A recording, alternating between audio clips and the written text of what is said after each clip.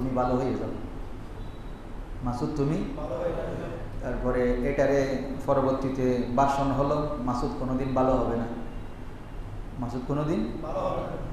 এখান থেকে আমরাও মাসুদের কথা আবার চাইন, এখানে মাসুদ ভাই থাকলে মানো কষ্ট নিয়ে আমরা, এটা কাকুর কথা বলছি না, কাকুর ডায়লগটার কথা বলছি। কারণ উনি বিভিন্ন অফিসে যখন যখন ভালো খুব বেশি অ্যাক্টিভ ছিলেন, বিভিন্ন অফিসে যেতেন, বিভিন্ন যারা এরকম 2 নম্বরই করে তাদেরকে গিয়ে তিনি ঠেট দিয়ে আসতেন।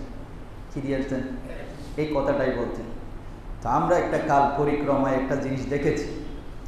তো দেখা যাচ্ছে আমাদের দেশের যেই বাহিনী, স্পেসিফিক্যালি বলছি ভাই, সত্য কথা, মৃত্যুর ভয় বর্তমানে শরীরে বিন্দু মাত্র নাই, খোদার কসম করে বলছি। এই মাওলানা রইসুদ্দিনের হত্যার নাটক, ওর শাহাদতের যে নাটক বাংলাদেশের আইনশৃঙ্খলা বাহিনী ঘটিয়েছে, এবং স্টিল এখনো পর্যন্ত যে পরিমাণের মিথ্যাচার করে যাচ্ছে,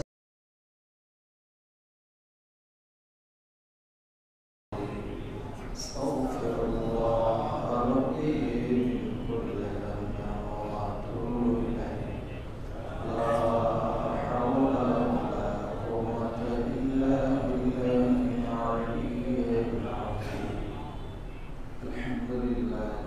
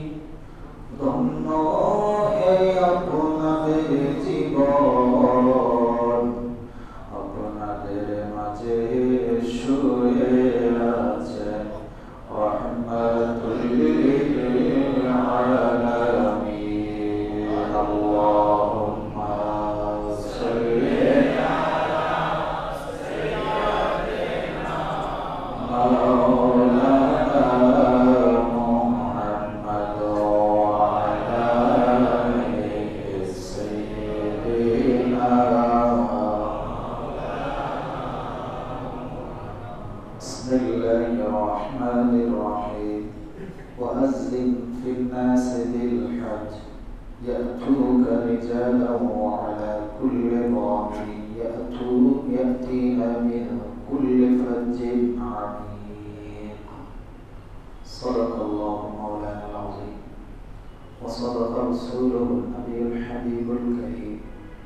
مولاي رب صل وسلم وبارك عليه. উপস্থিত পবিত্র আশুরার শুরু হজের মাস, সম্মানিত মাসের ধারাবাহিক 3টি মাসের একটি মাস পবিত্র জিলকদের মুবারকার আজকের প্রথম জুমাবারে আল হাসান মিয়া সদর জামে মসজিদে সমবেত মুসল্লিয়ান ইকরাম রাহিমানি ওয়া রাহিমাকুমুল্লাহ তাআলা। আসসালামু আলাইকুম ওয়া রাহমাতুল্লাহি ওয়া বারাকাতুহু। আল্লাহ পাক রব্বুল আলামিনের পবিত্র দরবারে অসংখ্য অগণিত শুকরিয়া জ্ঞাপন করছি। রব্বুল আলামিন পবিত্র এই সম্মানিত মাসসমূহের অন্যতম মাস জিলকদ মাসের প্রথম জুমাবার আল্লাহর ঘরে আমাদেরকে আসার বসার সুযোগ দিয়েছে, আল্লাহর ইবাদত করার তৌফিক দিয়েছেন। সবাই বলি আলহামদুলিল্লাহ।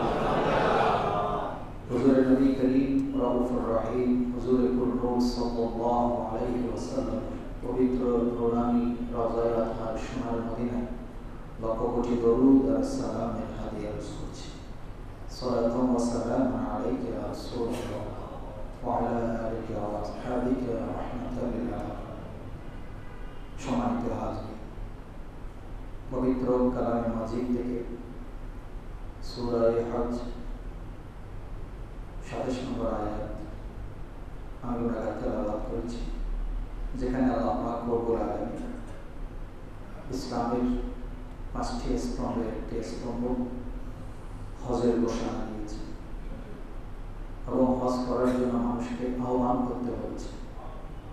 যেভাবে নামাজের জন্য আমরা প্রতি বক্তে বলি হাইয়া আলাস সালাহ, হাইয়া আলাল ফালাহ, দৈনিক 5 বার আমাদেরকে আহ্বান করা হয়। তদ্রুপভাবে রমজানের ব্যাপারে আল্লাহ বলছেন আতিমুস সিয়াম ইলাল্লাহ শাহরু রমাদান আল্লাযী উনজিলা ফীহিল কুরআন ফামান শাহিদা মিনকুমুশ শাহরা ফালিয়াসুম। রমজান মাস কোন সুস্থ ঈমানদার যদি পেয়ে যায় তার উপরে রোজা রাখা ফরজ। দৈনিক আপনাকে 5 বার নামাজের জন্য আহ্বান করা হচ্ছে, তার মানে এটা আপনার উপরে ফরজ। ঠিক তদ্রুপভাবে যারা ধনী সমষ্টি ওয়ালিল্লাহি আলান নাসি হিজ্জুল বাইত মান ইসতাতা ইলাইহি সাবিলা, ওই সমস্ত ব্যক্তির জন্য হজ ফরজ যাদের সামর্থ্য আছে, যারা সুস্থ শরীরে আল্লাহর ঘর পর্যন্ত পৌঁছার শারীরিক, মানসিক, আর্থিক ক্যাপাবিলিটি যাদের আছে তাদের উপরে হজ করাটা আল্লাহ ফরজ করেছে। এখন হজটা করার জন্য আল্লাহ পাক রব্বুল আলামিন বান্দাকে ডাকও দিয়েছেন। ডাকটা দিয়েছেন ইব্রাহিম খলিলুল্লাহর মাধ্যমে। এই জন্য মুসলমান জাতির পিতা হচ্ছেন হযরতে ইব্রাহিম খলিলুল্লাহ। এখন আমরা সবাই মুসলিম, আমরা সবাই কি মুসলিম। ওয়া সাম্মাকুমুল মুসলিমিন মিল্লাতা আবিকুম ইব্রাহিম। সূরা হজের মধ্যে আল্লাহ বলছেন মিল্লাতা আবিকুম ইব্রাহিম, তোমরা মিল্লাতে ইব্রাহিমের উপরে আছো। ওনার যারা অনুসারী তাদেরকে মুসলিম বলা হয়। আল্লাহ কোরআনের মধ্যে বলেছেন আসলিম, তোমরা ইসলাম গ্রহণ করো, আত্মসমর্পণ করো, সারেন্ডার করো। এখন আমরা যারা এখানে আছি, ইব্রাহিম খলিলুল্লাহ বলেছেন ওয়া আনা আউয়ালুল মুসলিমিন, আমি হলাম মুসলমানদের মধ্যে প্রথম। এখন হযরত মুসা আলাইহিস সালাম, ঈসা আলাইহিস সালাম, আদম সফিউল্লাহ, ওনারা সবাই কিন্তু মুসলিম। এই কথাটা মাথায় রাখবেন, এরা সবাই কি মুসলিম। এখন অনেকেই বলে হযরতে ঈসা আলাইহিস সালাম খ্রিস্টান ছিলেন, নাসারা ছিলেন, কারণ যেহেতু ওনার অনুসারীগণ নাসারা। হযরতে মুসা আলাইহিস সালাম ইহুদি ধর্মের ছিলেন, সেজন্য যেহেতু ওনার ধর্মের মানুষকে ইহুদি বলা হয়। আপনারা আমরা জানি না ইতিহাস, সেজন্য কোরআনের মধ্যে হযরতে ইয়াকুব আলাইহিস সালামের বংশধরকে কি বলা হয়েছে? ইয়াহুদি। ইয়াকুব আলাইহিস সালামের সন্তানদের মধ্যে ইসমাইল আলাইহিস সালাম, ইসহাক আলাইহিস সালাম। ইসহাক আলাইহিস সালামের সন্তানের মধ্যে একজন সন্তান ছিলেন ইয়াহুদা। নাম কি? ইয়াহুদা। ওই ইয়াহুদা থেকে ইহুদি বংশের জন্ম। কোন নবী ইহুদি ছিলেন? এটা মাথায় রাখবেন। অনেকেই বলে সবাই মুসলিম ছিলেন। সবাই কি ছিলেন? আর ইহুদি ধর্ম যদি আপনি ইন্ডিকেট করেন, তাহলে ইহুদি ধর্মটা কী রকম ছিল সেটা আগে জানতে হবে। এখনকার বর্তমানে ইহুদিদের যে ক্যারেক্টার, এটা কি নবীদের ক্যারেক্টার হইতে পারে?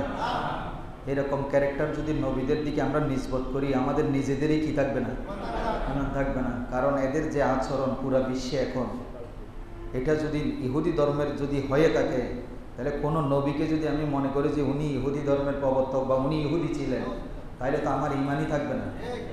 সেই জন্য মাথায় রাখবেন, প্রত্যেক নবী মুসলিম ছিলেন। এখন মুসলিম কি? মুসলিম মানে কি? আপনার সাথে আমার একটু মতের দ্বন্দ্ব হইলে তারা জবাই করে দাও। কি বলেন? গাছের সাথে বাঁধি পিটানো, সহি হাদিসের নামে পিটানো, এটার নাম মুসলিম।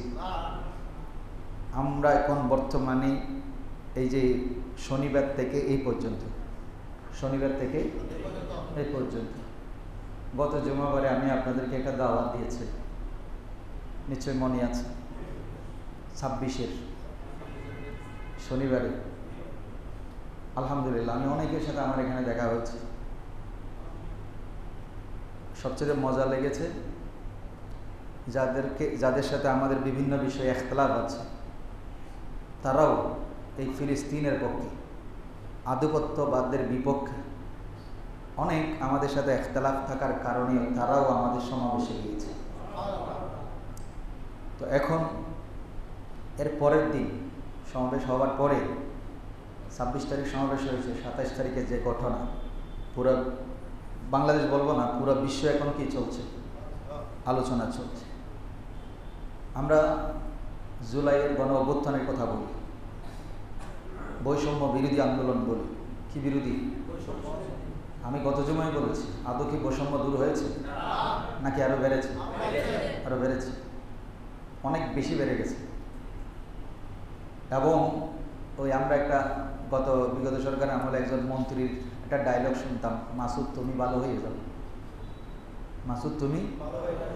তারপরে এটারে পরবর্তীতে ভাষণ হলো, মাসুদ কোনোদিন ভালো হবে না, মাসুদ কোনোদিন।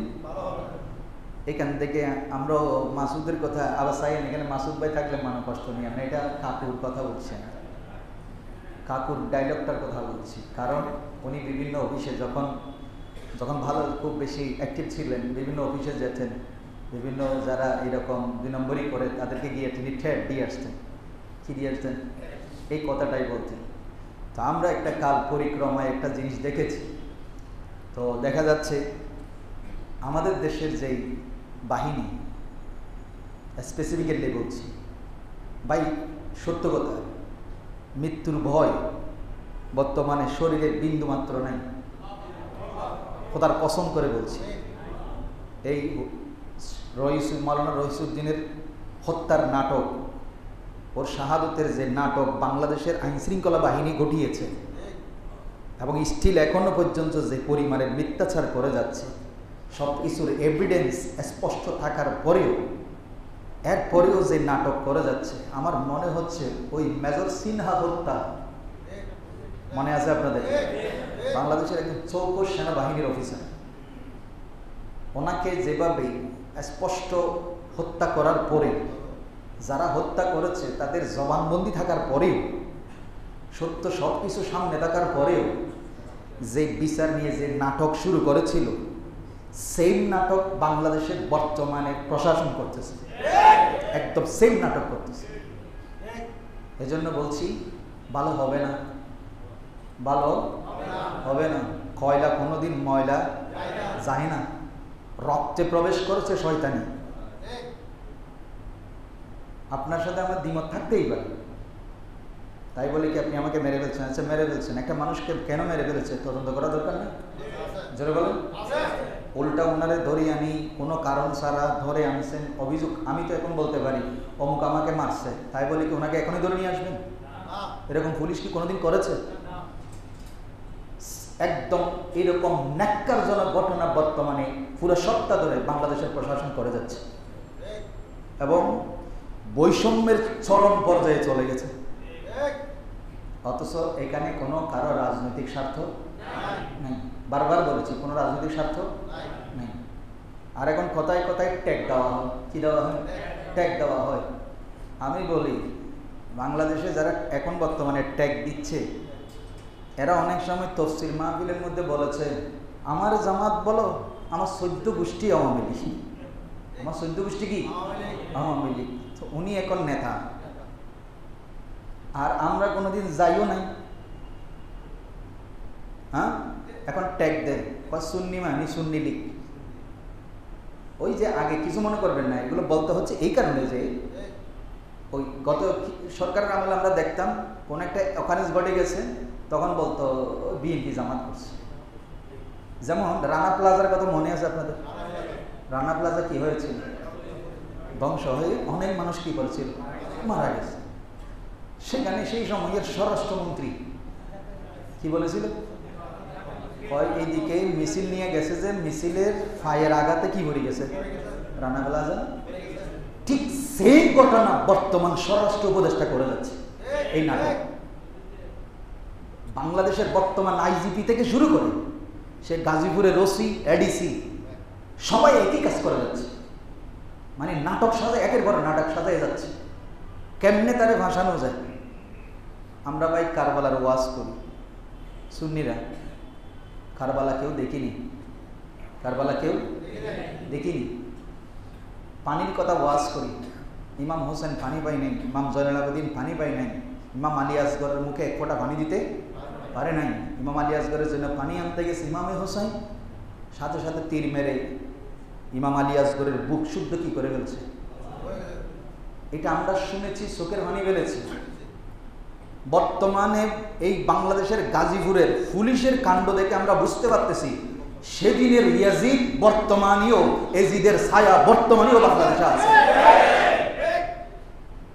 এগুলোর বর্তমান যে কাণ্ড কারখানা আমরা দেখতে পাচ্ছি, ভাই মানুষ ফাঁসির আসামি হলেও, হাজার অপরাধ করার পরেও তার মৃত্যুর সময় তাকে জিজ্ঞেস করা হয়, তোমার কোনো শেষ আশা আছে কিনা? তোমার কিছু মন ভরে খাইতে চাচ্ছে কিনা? এই অবস্থার মধ্যে পানির নাটক চলতেছে, পানি দিয়ে মুখ থেকে টেনে নিচ্ছে। কোন ইহুদিও তো মনে হয় এরকম কাজ করতে পারে না। আর এইরকম একটা ঘটনাকে বাংলাদেশের প্রশাসন নাটকের পর নাটক, নাটকের পর নাটক করেই যাচ্ছে। তবে একটা কথা প্রশাসনকে বলি, এই দিন দিন নয়, এই দিন মৃত্যু, মামলা, এগুলোর এখন ভয় করার কোনো সময় নাই। যেটার জন্য আন্দোলন হয়েছে তার সিটে ফোটাও এখন বর্তমানে বাংলাদেশে নাই। আমরা আগেই বলেছি, ওয়াতিলকাল আইয়ামু নুদাবিলুহা বাইনান নাস। আল্লাহ দিনকে একদিন আরেকদিন পরিবর্তন করেন। একদিন আপনাকে ক্ষমতায় রাখেন, আরেকদিন আমাকে রাখবেন। এই জন্য বলছি, আজকে যদি আপনি মনে করেন যে ওদের সাথে দালালি করে যারা বর্তমানে আপনাদেরকে ফোনে হ্যালো বললে আপনারা দৌড়ে যান, বাংলাদেশের প্রশাসন কোনো সময়ই স্বকীয়তায় কাজ করতে পারে নাই।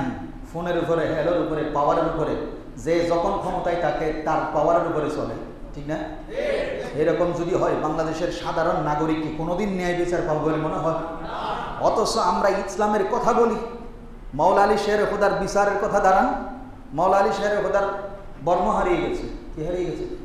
বর্ম বুঝেন, যুদ্ধের, যেটা নিয়ে যুদ্ধ করতে যায়, সে দামি জিনিসটা হারাই ফেলছে। অথচ তিনি জুলফিকার তরবারি দিয়ে যুদ্ধ করেন, যার আঘাতে যিনি প্রত্যেকটা যুদ্ধে যেখানে গিয়েছেন মাওলা আলী বিজয় নিয়ে এসেছেন। সেরকম বর্ম হারিয়ে যাওয়া খলিফাতুল মুসলিমিন, যেই সময়ে তিনি রাষ্ট্রের প্রধান, রাষ্ট্র বলতে সেটা শুধু বাংলাদেশ নয়, পুরো জজিরাতুল আরব নয়, পুরো পৃথিবী তার আন্ডারে। তখন মাওলা আলী শেরে খুদার বর্ম হারিয়ে গেছে।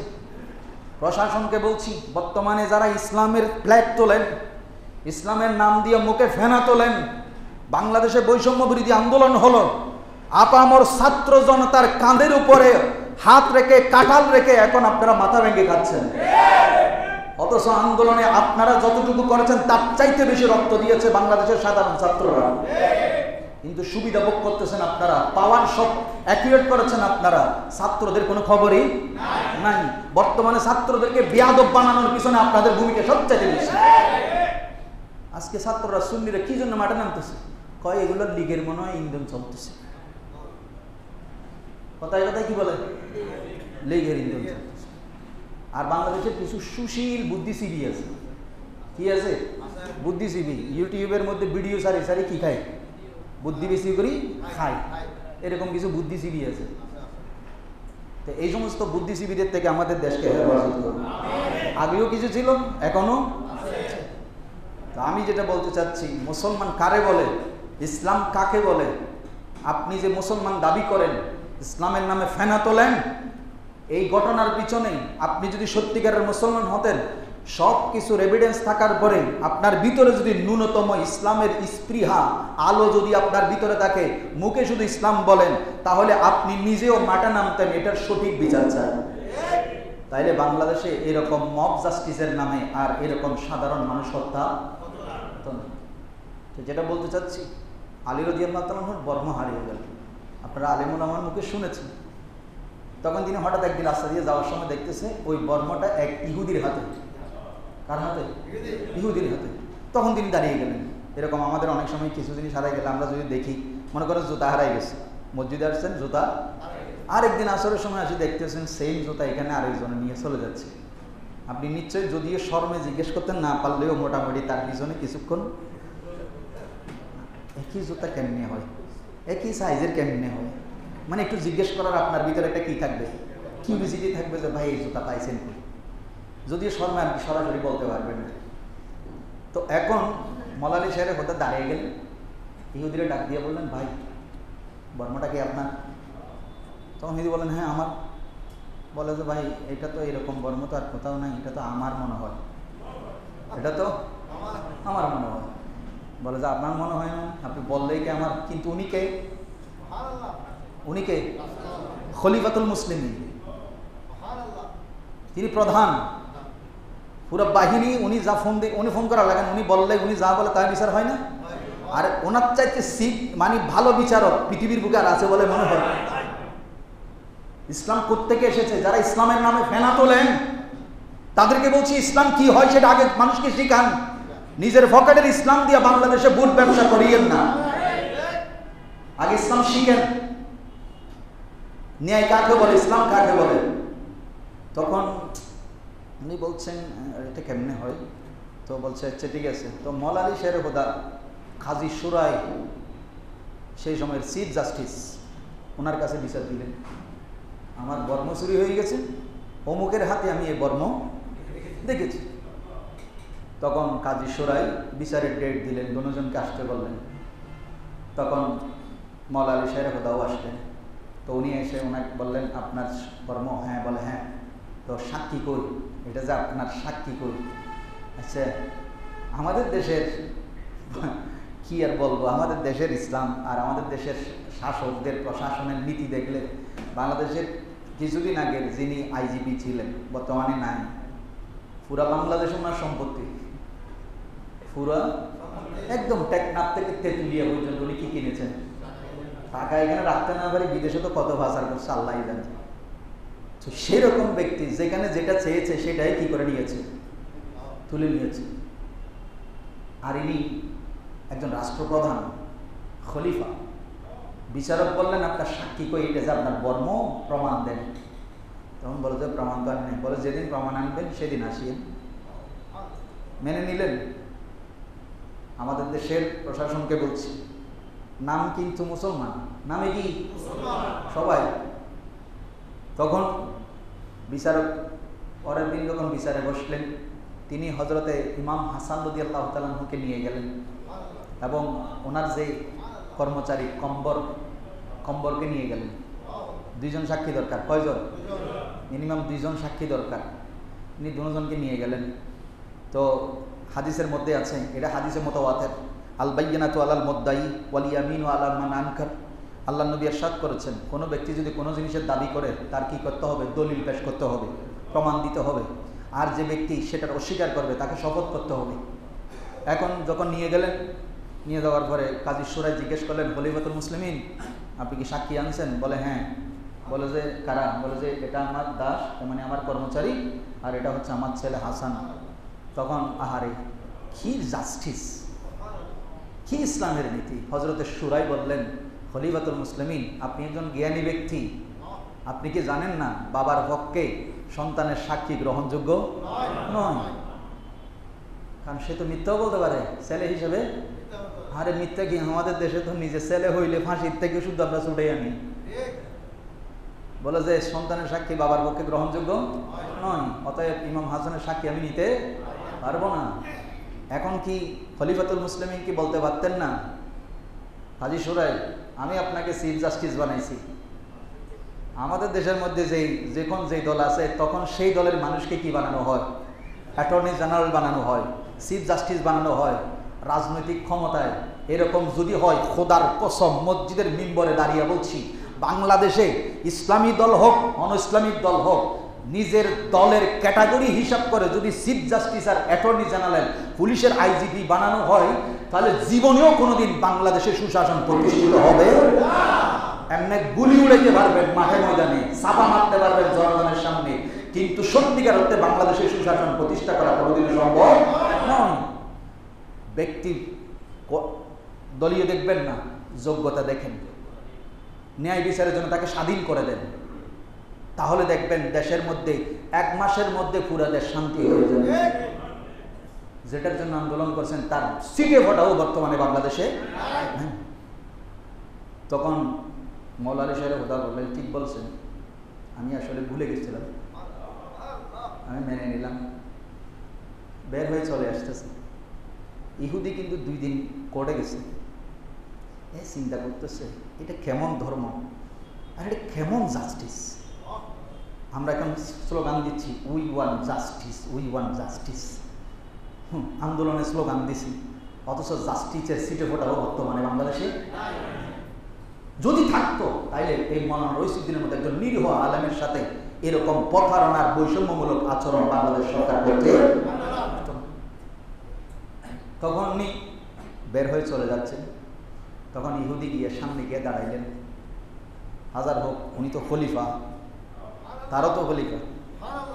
তিনি গিয়ে বললেন, আচ্ছা এটা কি আপনার বর্ম? বলে ভাই আমার বর্মে বলছিলাম আর কি, ভুল হয়েছে। তো বলে যে এটা এখন তোমার, যেহেতু রায়ের মধ্যে তুমি পেয়েছ, সব কিছু তোমার। বলে আচ্ছা আমিরুল মুমিন আপনি কি চাইলে পারতেন না কাজী সাহেবকে বলেন, চিফ জাস্টিসকে বলেন এটা আমার থেকে নিয়ে নিতে? এটা তো পারতেন। বলে আমার ধর্ম আমাকে সেটা শিখাই নাই, আমার নবী সেটা আমাকে শিখাই নাই।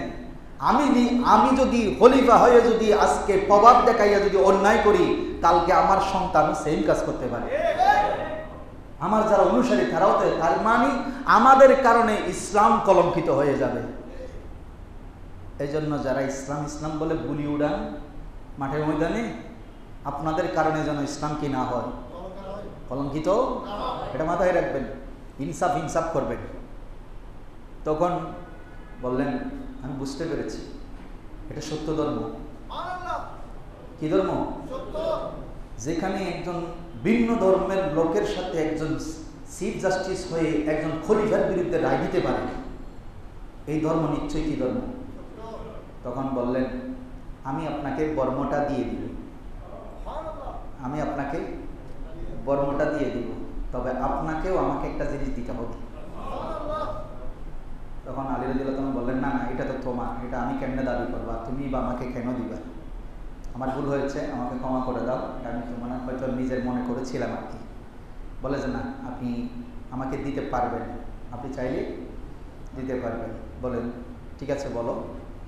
তখন বললেন আপনার বর্মটা হাতে নেন, এটা সত্যি আপনার বর্ম, হাতে নেন, আর আপনি আমাকে ঈমানের দৌলতটা দান করেন।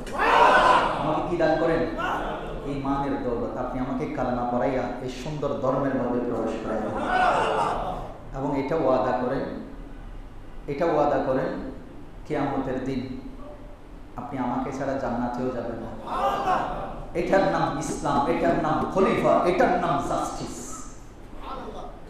আর আজকে আজকে আমরা কি দেখি?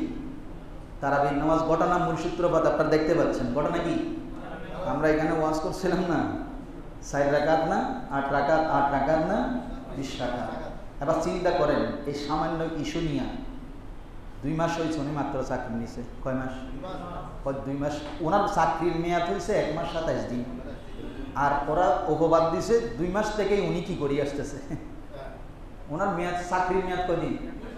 1 মাস 27 দিন। কিন্তু ওনার নামে অপবাদ দিচ্ছে উনি 2 মাস থেকে কি করিয়ে আসতেছে। আস্তাগফিরুল্লাহ আল-আযীম। কত নাটক সাজাইছে মসজিদের মধ্যে অনেকের পর। এখন পরবর্তীতে আমরা যা বুঝতে পারলাম, এটার আমার মনে হয় আপনারা সাগররুনি হত্যা মামলার রায় পেয়েছেন? পেয়েছেন? কয় বছর হয়েছে বলেন? কয় বছর? কি 10 বছর? 16 বছরের অধিক কাল হয়ে গেছে। পাবেন না। নুরুল ইসলাম ফারুকীর, শহীদ নুরুল ইসলাম ফারুকীর বিচার পেয়েছেন? তখনও যে বৈষম্য ছিল, সেম বৈষম্য এখনো। তাই আমরা এদের কাছে কোনোদিন ন্যায় বিচার আশা করতে পারি না। সেজন্য আমার মুসল্লিদের কাছে আমার বিনীত অনুরোধ থাকবে, যতক্ষণ ঈমান আছে চিন্তা করেন। হোসাইনের পক্ষে মুসলিম বিন আকিলের হয়ে যখন বায়াত গ্রহণ করতে গিয়েছিল, 40,000 কুফাবাসী হযরত মুসলিম বিন আকিলের সাথে কি করেছিল? বায়াত গ্রহণ করেছিল। যখন ওবায়দুল্লাহ ইবনে জিয়াদের পক্ষ থেকে ভয় দেখানো হলো, কালকে তোমাদের অনেকের চাকরি থাকবে না, অনেকের বউ বাচ্চা ঘরে থাকতে পারবে না, ভয় দেখানো হলো, এটা এজিদের অর্ডার। ওবায়দুল্লাহ ইবনে জিয়া গভর্নর হয়ে আসলো কুফায়। তোমরা যদি বাঁচতে চাও এখনই মুসলিম বিন আকিলের বায়াত ছাড়ো।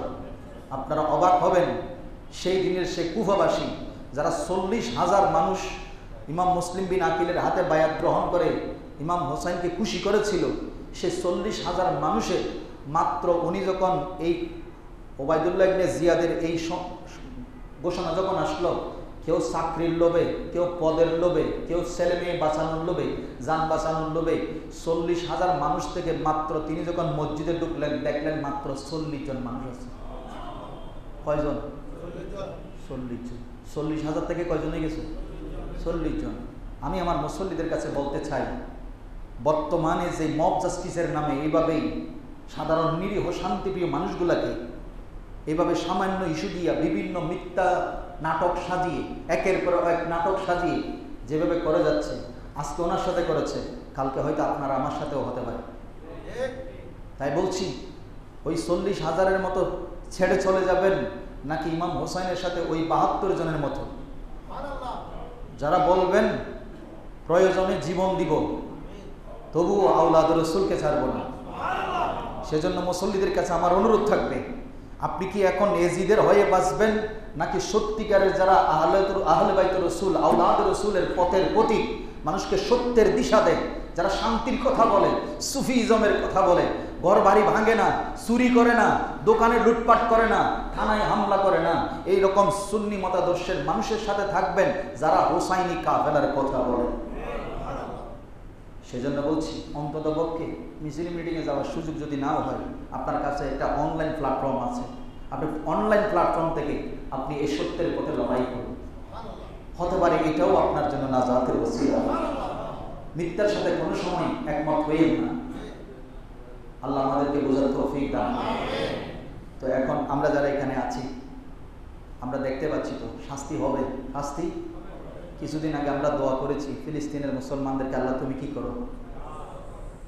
আল্লাহর গজব এখন শুরু হয়েছে না? শুরু হয়েছে কিনা? আমি আপনি গেছি? যুদ্ধ করতেছে কে? হ্যাঁ, কি পাঠিয়েছেন? জ্বলন্ত লাভা। 150টা ফায়ার ব্রিগেড কাজ করতেছে, এরপরেও আগুনের ধারে কাছেও যাওয়া সম্ভব হচ্ছে না। যেই গাজা দখল করেছে, যেই জেরুজালেমের জন্য এত কিছু তারা করেছে, এখন এই জেরুজালেমের রাস্তা পর্যন্ত বন্ধ করে দিতে বাধ্য হয়েছে। তেল আবিবের রাস্তা বন্ধ। তাই চিন্তা করে দেখেন, আল্লাহর জন্য কোনো ব্যাপার টুডে টুমরো যারা আজকে জুলুম করছেন, টুডে টুমরো এই জুলুমের বিচার। এবং আমি বলছি, ইমাম হোসেনকে যারা পানি না দিয়ে ইমাম হোসেনের পরিবারকে নির্মমভাবে শহীদ করেছে, আমরা ইতিহাস পড়েছি, মুক্তার সাকাফির ইতিহাস আমরা পড়েছি, কারবালার সত্যিকারের ইতিহাস আমাদের জানা আছে। একজনও পানি খেয়ে মরতে পারে নাই। একজনে কি করতে পারে নাই? যারা ইমাম হোসেনের পরিবারকে আহলে বাইত রাসূল কারবালার শহীদানদের সাথে এরকম ফোরাত নদী অবরুদ্ধ করে পানি নিয়ে তামাশা করেছে, তারা একজনও পানি খেয়ে মরতে পারে নাই। যেই পুলিশ, আমি বলছি যেই পুলিশ রইসুদ্দিনের সেই মৃত্যু সজ্জায় পানি নিয়ে নাটক করেছেন, মসজিদের মিম্বরে দাঁড়িয়ে কারবালার ইতিহাস থেকে সাক্ষী নিয়ে বলছি, তোমার মৃত্যুর সময় খুদার কসম পানি নসিব হবে না, পানি নসিব হবে না তোমার। আর যারা এটার পক্ষে সাফাই গাচ্ছেন, আপনারাও সেটার জন্য রেডি থাকেন। হয়তো ক্ষমতার দাপট দেখিয়ে কিছুদিন থাকবেন, পদের দাপট দেখিয়ে থাকবেন, কিন্তু মৃত্যু অবধারিত, মৃত্যু অবধারিত। আমরা সেই মৃত্যু চাই যে মৃত্যু ইমাম হোসাইন আমাদেরকে শিখিয়ে দিয়েছে। আল্লাহ আমাদেরকে বোঝার তৌফিক দিন। আমি যেটা আজকে আলোচনা করছিলাম, আল্লাহর ঘরের দিকে ডাক দেওয়া, দ্বীনের পথে ডাকা, দ্বীনের কথা বলা, এটা হচ্ছে ঈমানের অংশ, ঈমানের অংশ। হজের জন্য ডাক দিয়েছেন কে? জোরে বলেন। আল্লাহ কি বলছেন? ওয়াজ্জিন, ও আমার খলিল, ডাক দাও, আহ্বান করো, ফিন্নাস, মানুষকে, বিল হজ, হজের দিকে আহ্বান করো। তো আল্লাহ কি সুন্দর করে বলছে, ইয়াতুকা। এই ইয়াতুকা শব্দটা বড় রহস্যজনক। আল্লাহ বলছেন হজের দিকে ডাক দাও, কাকে? মানুষকে। রেজালান, তারা পায়ে হেঁটে চলে আসবে। ওয়ালা কুল্লে দামিরিন, দুর্বল, ক্ষীণকায়, একদম দুর্বল হয়ে গেছে, এরকম ওটের পিঠে চড়েও তারা আসবে। ইয়াতিনা মিন কুল্লি ফাজ্জিন আমিক, চারিদিক থেকে তারা মৌমাছির মতো ছুটে আসবে। তো এখন ডাক দিতে বলেছে কাকে? ইব্রাহিম খলিলুল্লাহকে। কাদেরকে ডাকতে বলছে? মানুষকে। তারা কিভাবে আসবে সেটাও আল্লাহ বলে দিয়েছেন। এখন শব্দটা হচ্ছে ইয়াতুকা। আল্লাহ বলছেন, আচ্ছা হজ কি ইব্রাহিম আলাইহিস সালামের কাছে যাওয়া না আল্লাহর ঘরে যাওয়া? কিন্তু আল্লাহ কি সুন্দর শব্দ ইউজ করেছে দেখেন। আল্লাহ বলছেন তুমি ডাক দাও, মানুষ আসবে তোমার কাছে। তোমার কাছে? কার কাছে? এখন ইব্রাহিম খলিলুল্লাহর কাছে যাব নাকি আল্লাহর ঘরে যাব? কিন্তু আল্লাহ কিন্তু বলে নাই যে তারা আমার ঘরে আসবে। ইয়াতুকা, তোমার ডাকে সাড়া দিয়ে তারা হামাগুড়ি দিয়ে হলেও তোমার কাছে আসবে। এটা নিয়ে আমি কিছুদিন পূর্বে এই আয়াতের এই ইয়াতুকা শব্দ, তোমার কাছে, কামানি ইউ, তোমার কাছে।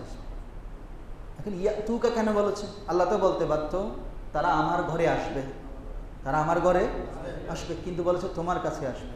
তার মানে আল্লাহ শিখিয়ে দিয়েছেন যে ব্যক্তি তোমার উপরে কোনো এহসান করবে, কোনোদিন তার এহসানের কথা ভুলে। কেন ইয়াতুকা কেন বলেছে? কারণ আল্লাহ বলছেন এই ঘরটা আমার ইব্রাহিম এবং আমার ইসমাইল নির্মাণ করে দিয়েছে। তার মানে তাদের কাছে আসা মানি যে ঘরের দিকে আমি দাওয়াত দিচ্ছি মানুষকে, আমি আল্লাহর ঘরের দিকে আসার জন্য ইব্রাহিমের মাধ্যমে দাওয়াত দিচ্ছি, তারা আমার ঘরে আসা মানি, ইব্রাহিমের কাছে আসা মানি আমার ঘরে আসা। তো সেজন্য আল্লাহর ওলি যারা, এখান থেকে মাসালা, যারা আল্লাহর ওলি, যারা মানুষকে দ্বীনের দাওয়াত দিয়েছেন, শাহজালাল, শাহফরান, শাহে আমানত, যারা আমাদেরকে দ্বীনের ইসলামের দিশা দিয়েছেন, তাদের কাছে যাওয়া মানি আল্লাহর কাছেই যাওয়া। আরো ক্লিয়ার করি, কোরআন শরীফের মধ্যে আল্লাহ পাক রব্বুল আলামিন বড় সুন্দর বলেছেন, যখন হযরতে মূসা আলাইহিস সালাম আল্লাহর সাথে কথা বলতে গিয়েছেন, কোথায়? তুর পাহাড়ে। তখন আল্লাহ পাক ওয়ানুদিয়া, আল্লাহ বলছেন আমি ডাক দিলাম মূসাকে, আইয়া মূসা মিনাশ শাজারাতি, আল্লাহ বলছেন গাছ থেকে আল্লাহ আমি ডাক দিলাম, আহ্বান করলাম আমার মূসাকে, আইয়া মূসা ইন্নী আনাল্লাহু রাব্বুল আলামিন। ডাকটা কোত্থেকে দিছে বলছেন? মিনাশ শাজারাতি। যারা বলেন কিসের থেকে? আচ্ছা গাছকে আল্লাহ না, কিন্তু আল্লাহ কি বললেন? নুদিয়া মিনাশ শাজারাতি, গাছের থেকে আহ্বান আসলো, কি বলল? ইন্নী আনাল্লাহ, ও মূসা আমি তোমার রব, আমি রব্বুল আলামিন। এখন বলেন গাছকে রব্বুল আলামিন, কিন্তু ডাকটা আসলো কোত্থেকে? এবার আরো ক্লিয়ার করি, কেন ইয়াতুকা বলেছে আল্লাহ হজের সময়, কেন বলেছে ইব্রাহিম তোমার কাছে কেন আসবে?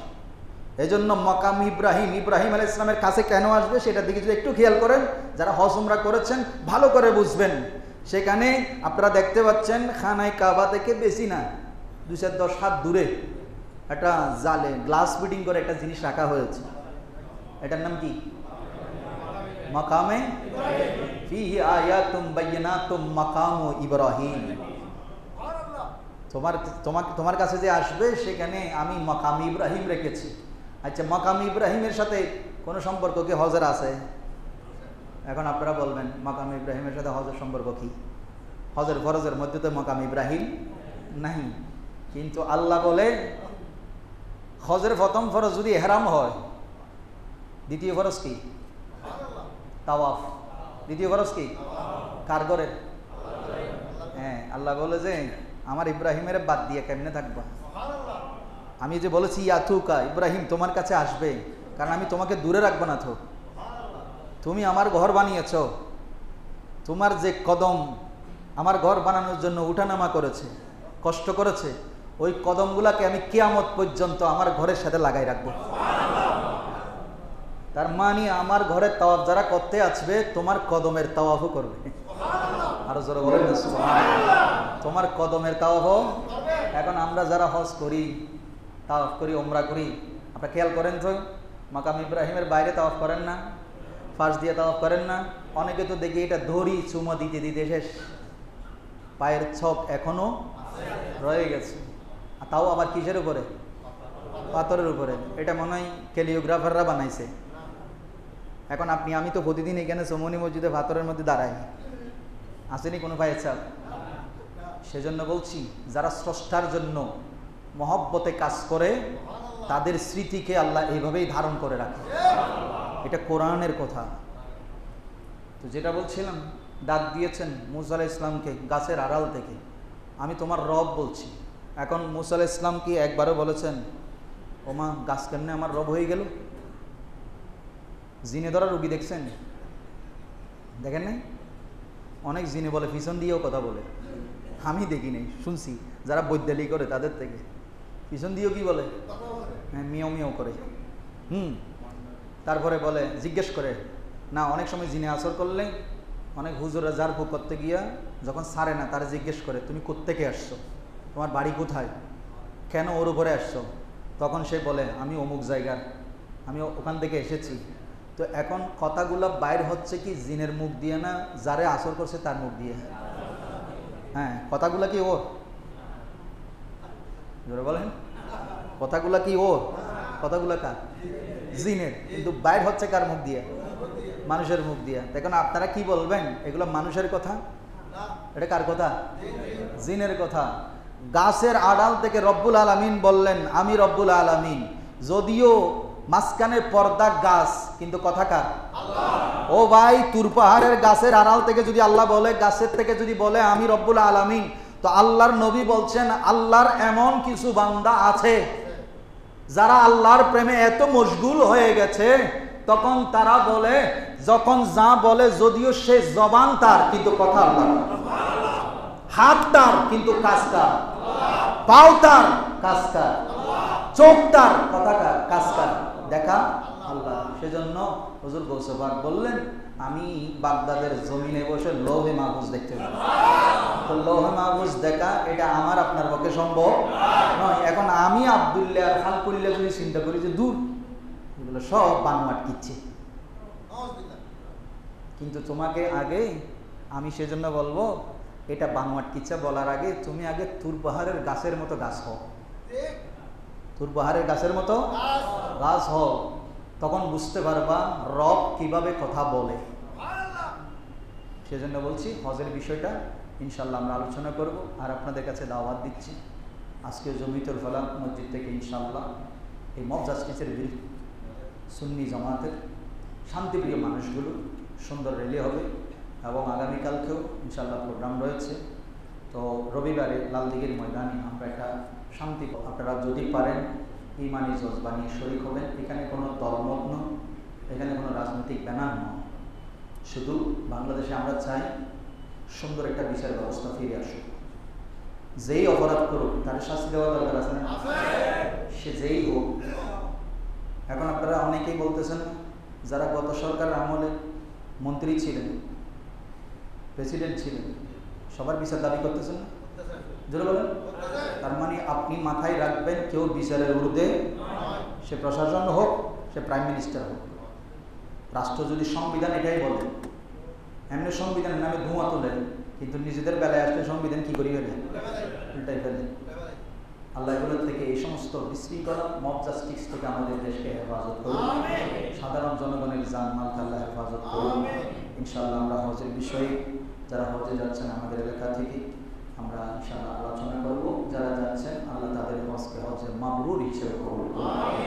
যারা পৌঁছে গিয়েছেন, যারা যাওয়ার পথে আছেন, যারা সামনে যাবেন, প্রত্যেকের যাওয়ার সফরকে আল্লাহ কামিয়ে দেন।